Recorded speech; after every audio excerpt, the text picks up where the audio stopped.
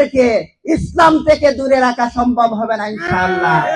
আমাদেরকে কিসের ভয় দেখান?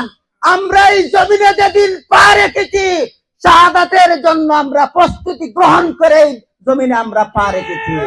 আমাদের স্পষ্ট কথা হচ্ছে, আমরা ততদিন নীরব হব না, নিতর হব না, নিস্তব্ধ হব না, যতদিন না আল কোরআনকে একটি প্রতিষ্ঠিত সংবিধান হিসাবে দেখতে পাবো। বাংলাদেশ জামাত ইসলামী একটি কল্যাণময় রাষ্ট্র প্রতিষ্ঠার জন্য, ন্যায় ইনসাফ ভিত্তিক একটি কল্যাণময় রাষ্ট্র প্রতিষ্ঠার জন্য, আল্লাহর আইন এবং সৎলোকের শাসন প্রতিষ্ঠার জন্য বাংলাদেশ জামাত ইসলামী কাজ করে যাচ্ছে। আজকে বিভিন্ন কার্ডের মাধ্যমে বাংলাদেশের জনগণের সাথে মিথ্যা প্রতিশ্রুতি দেওয়ার মাধ্যমে বাংলাদেশের জনগণকে তারা বিভিন্ন প্রতীকের দিকে আকৃষ্ট করছে। এই ফ্যাসিস্ট সরকার কিন্তু ঘরে ঘরে চাকরি দেওয়ার কথা বলেছিল। শেখ হাসিনা 10 টাকা কেজির চাল দেওয়ার কথা বলেছিল, আপনারা পেয়েছেন?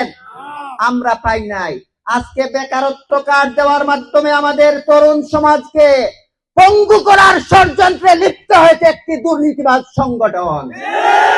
আজকে ফ্যামিলি কার্ড দেওয়ার মাধ্যমে আমাদের মা বোনদের সাথে তারা বিশ্বাসঘাতকতা করছে। আমরা কোনো বেকারত্ব কার্ড, ফ্যামিলি কার্ড দিতে চাই না।